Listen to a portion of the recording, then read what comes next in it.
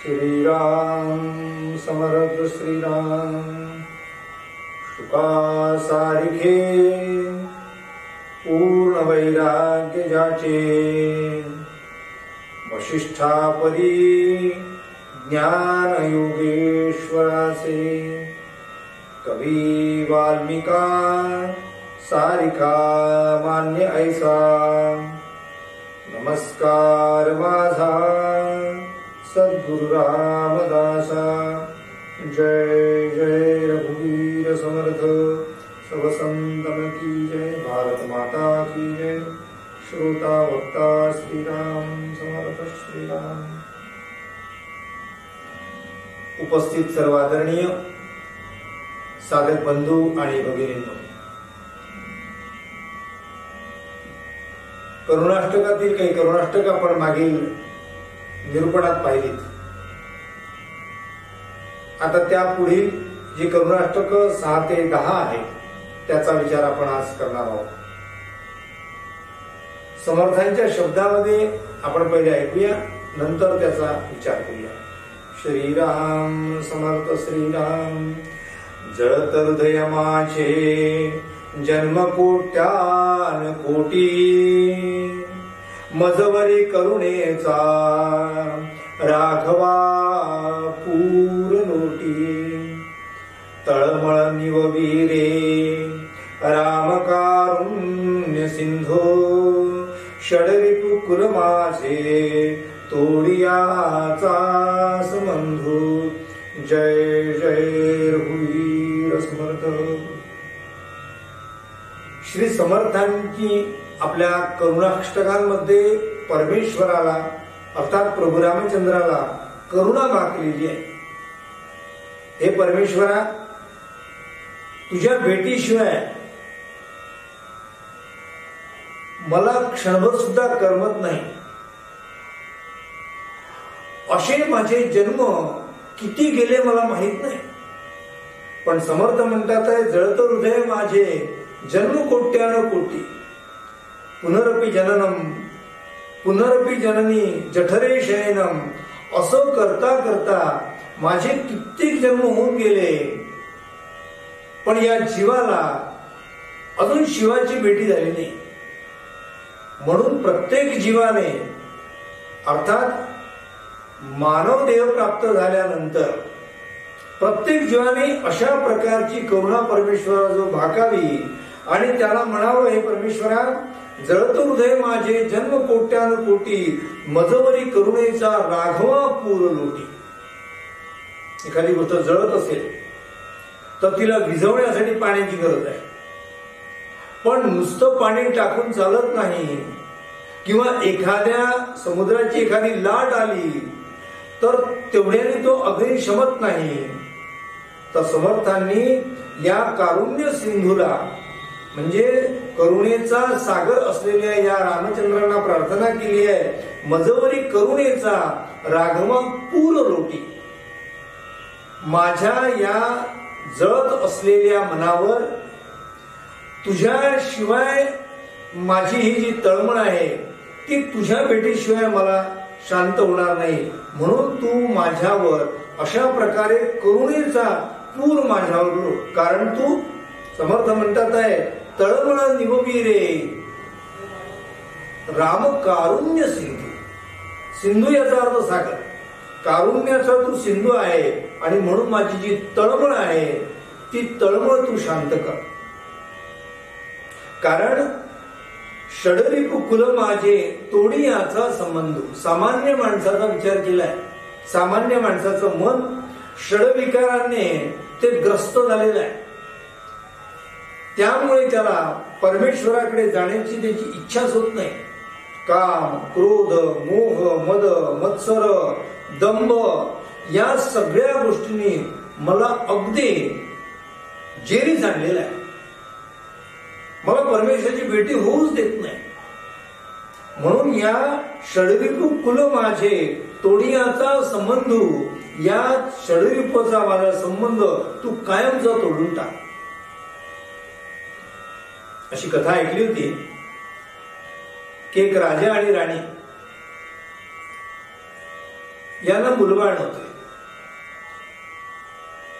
शेवटी वृद्धापकाळ काळ आला आणि त्याच्या लक्षात आलं की एवढं मोठं माझं राज्य आहे, या राज्याचा कोणीतरी वारीस असला पाहिजे, कोणीतरी उत्तराधिकारी असला पाहिजे आणि म्हणून उत्तराधिकारी आपण निवडावा. मग आपण उत्तराधिकारी कुणाला निवडावं, तर त्याने गावामध्ये त्याच्या राज्यामध्ये अशा प्रकारची एक दवंडीत पिटवली की जो कोणी मला गावापासून 5 किलोमीटर अंतरावर असलेल्या जागेवरून भेटेल, जो पहिल्यांदा भेटेल त्याला माझं राज्य देईल आणि तो माझा उत्तराधिकारी होईल. दशमीचा दिवस होता आणि त्या दिवशी सगळे लोक मी राजा झालो पाहिजे, हे राज्य मला मिळालं पाहिजे, यासाठी ते धावपळत त्या राजाच्या भेटीला निघाले. स्त्रियाही होत्या, त्यांनाही असं वाटलं की आपल्याला हे राज्य मिळालं पाहिजे, म्हणून त्याही निघाल्या. स्त्री पुरुष सर्व निघाले असताना राजा गावाच्या बाहेर 5 किलोमीटर अंतरावर एक अशी जागा होती की जिथे बाग आहे, त्या बागेच्या पलीकडे 1 किलोमीटर अंतरावर राजा एका झाडाखाली स्थित होऊन बसला, शांत बसला. आज आपल्याला कोणीतरी भेटेल आणि त्याला हे सगळं राज्य देऊ याची तो वाट पाहू लागला. आता हे लोक जे भेटायला निघाले, ते भेटायला निघत असताना या पहिल्या 1 किलोमीटरवर एक सुंदर असा महाल होता, ज्या महालातूनच पलीकडे जाता येत होतं. त्या महालामध्ये रंगमहाल होता. संगीताची रजनी सुरू होती. संगीताचे सूर ऐकून लोक तिथे मुग्ध झाले, राजाला भेटण्याचं विसरून गेले आणि ते तिथेच थांबले. पण त्यातले काही लोक होते ते त्यातून बाहेर पडले आणि पुढच्या मुक्कामाला येऊन थांबतात, तर त्या ठिकाणी गाद्या,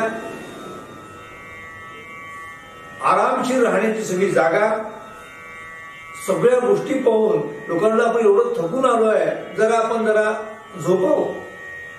तसं त्या कासवानी सशाच्या शर्यतीमध्ये ससा आराम करत होता, तशी काही लोक तिथे पोहोचले.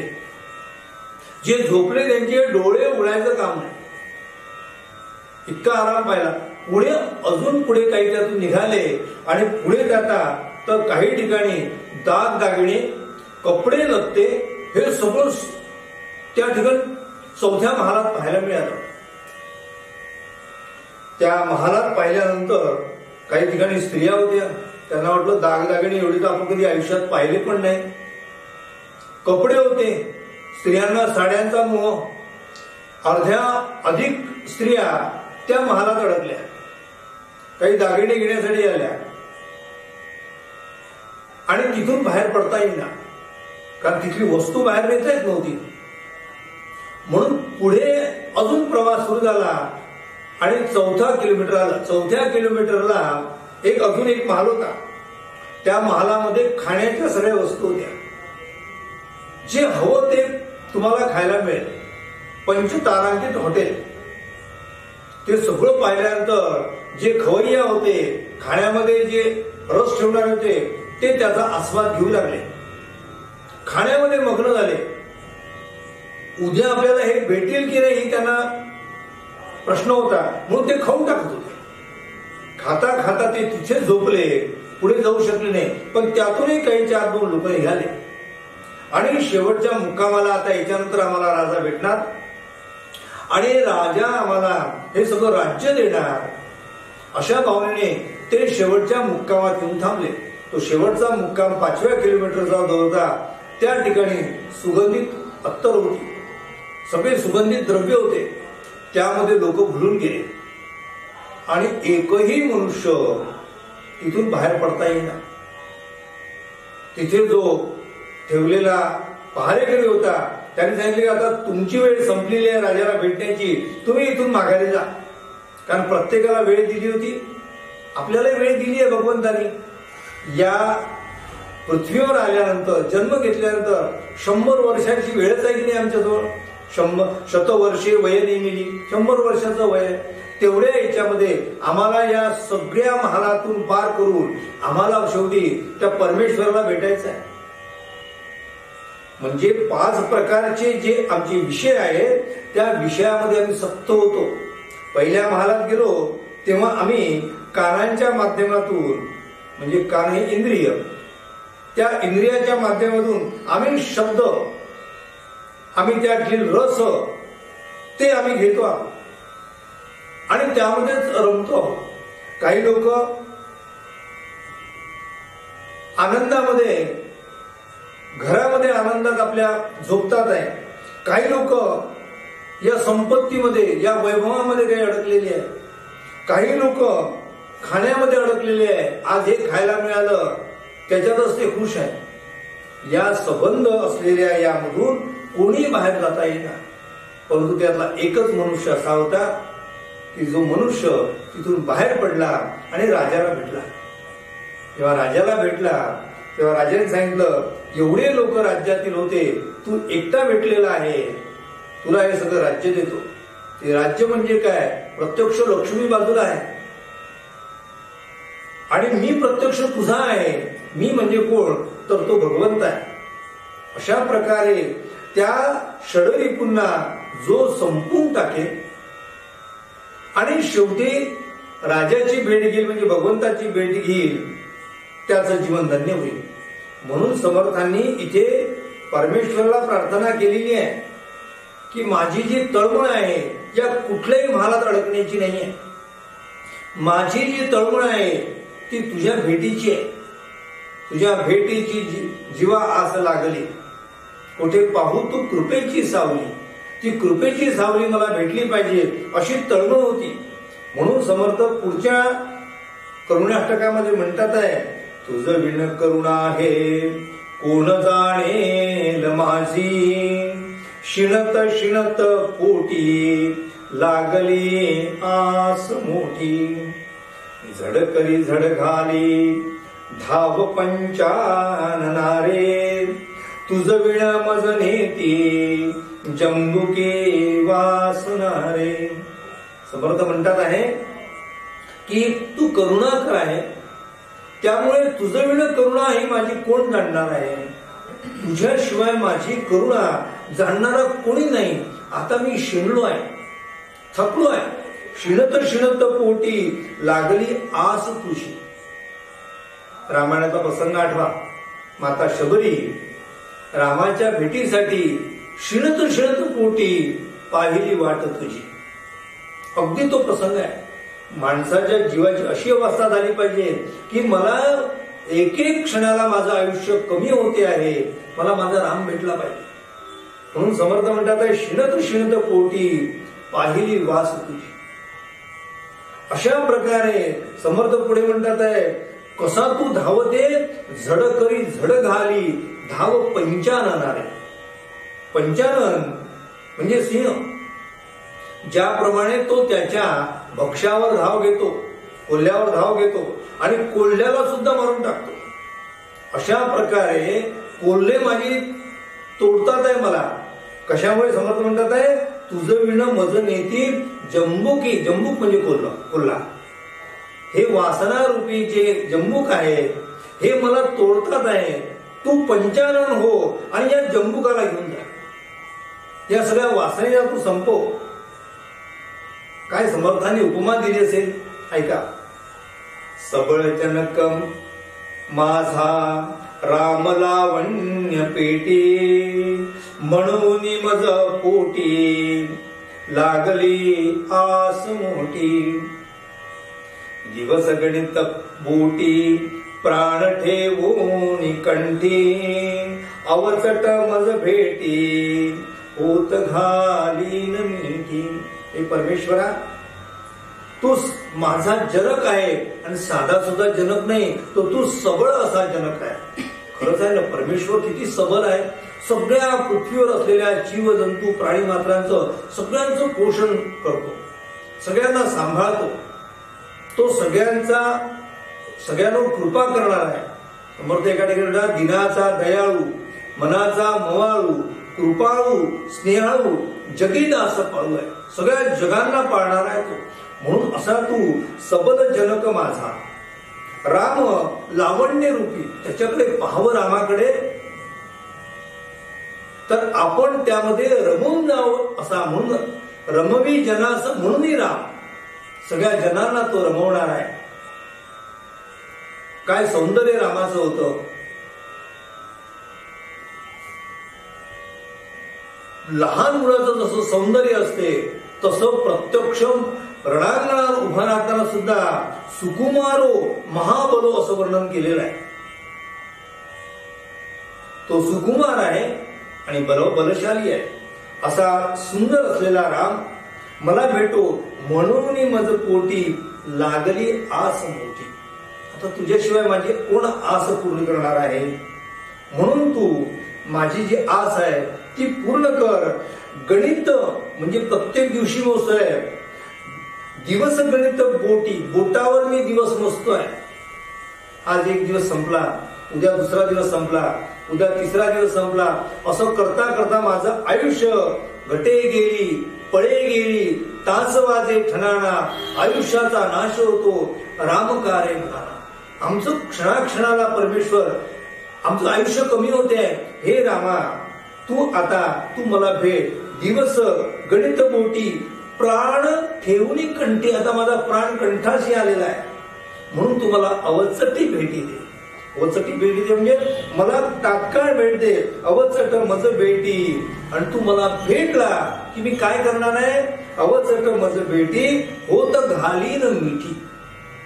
मी तुझ्या चरण कमळाला अशी मिठी घालणार आहे की कधीच मी सोडणार नाही. म्हणून तू मला भेट. समर्थ पुढे वर्णन करतात आहे. जननी जनक माया लेकरू काय जाणे. पयन लगत मुखे हाणता वत्सनेणे. जलधर कण आशा लागली चातकाशी. हिमकर अवलोके पक्षिया भूमिवाशी. 4 प्रकारच्या उपमा समर्थांनी इथे दिलेल्या. जनक, जननी जनक माया. माया साधी नाही आहे ती. रामाची माया कशी आहे. जननी आणि जनकाची माया रामाजवळ आहे. तोच माझा माता आहे, तोच माझा पिता आहे. पण ह्या लेकराला ते कळत नाही आहे. लेकरू काय जाणे. पयन लगत मुखे. याच्या तोंडाला दूध लागत नाही आहे. म्हणून ते वासरू त्या आचळाला अजून जोरजोराने खुंदके देत आहे. त्याला अशी धुसकणी मारते आहे आणि मला दूध दे. अशा प्रकारची माझी तुला आस आहे. तू मात्र मला दूर ढकलू नको. समर्थ म्हणतात आहे पयन लगत मुखे हाणता वत्स नेणे. काम पडलं तर ते वासरू सुद्धा आईला त्रास देते.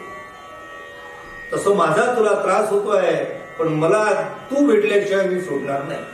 समर्थ म्हणतात आहे जळधर कण आशा लागली चातकाशी. चातक नावाचा एक पक्षी आहे. चातक पक्षी वरचेवरी चोचीमध्ये थिंबुटा धरी. जलधर कण याचा अर्थ मेघाचा थेंब. जलधर म्हणजे मेघ आणि कण म्हणजे त्याचा थेंब. जलधर कण आशा लागली चातकाशी. त्याला खूप ताण लागलेली आहे, पण ते समुद्रामध्ये पडलेला चातक पक्षी समुद्रातलं पाणी पित नाही, त्या पुरातलं पाणी पिणार नाही. तो बुडायची वेळ येते तरी तो चोच वर करतो आहे आणि आकाशाकडे पाहतोय. कशासाठी? त्या चातकाला त्या आकाशातून पडलेल्या थेंबाची वाट आहे. तो मला भेटल्याशिवाय मी थांबणार नाही. मी मरून जाईल पण मी वाट त्याचीच पाहिजे. हे पाणी जमिनीवरचं पिणार नाही.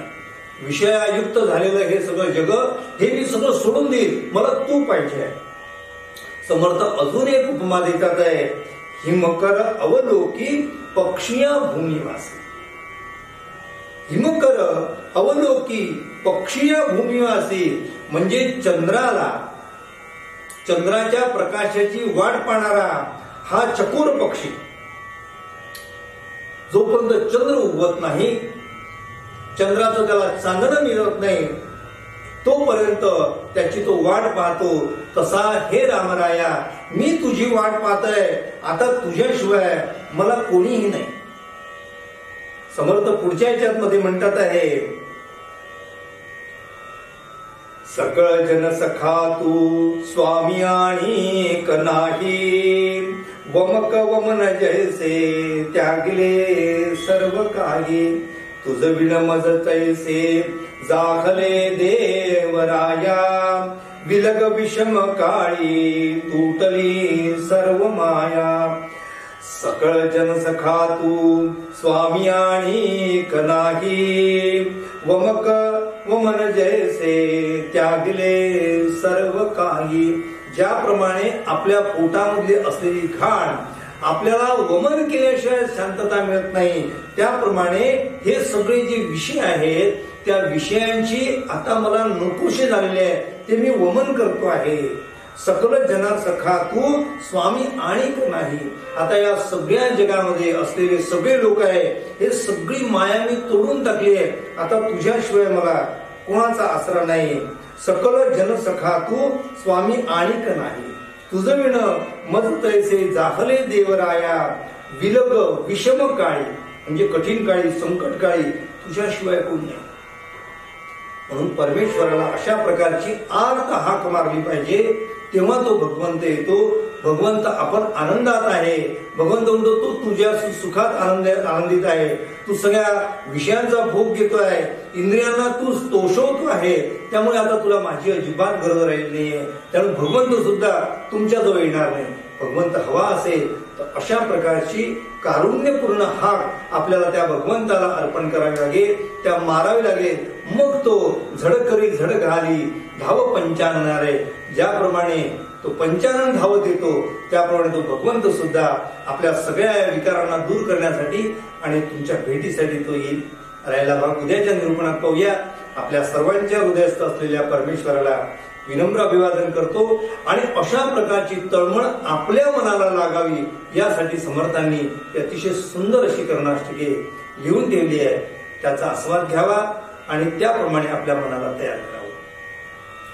वासनेला दृढ चालवावे, भूदेव संतासी सदा नमावे, सत्कर्म योगे वय घालवावे, सर्वामुखी मंगल बोलवावे.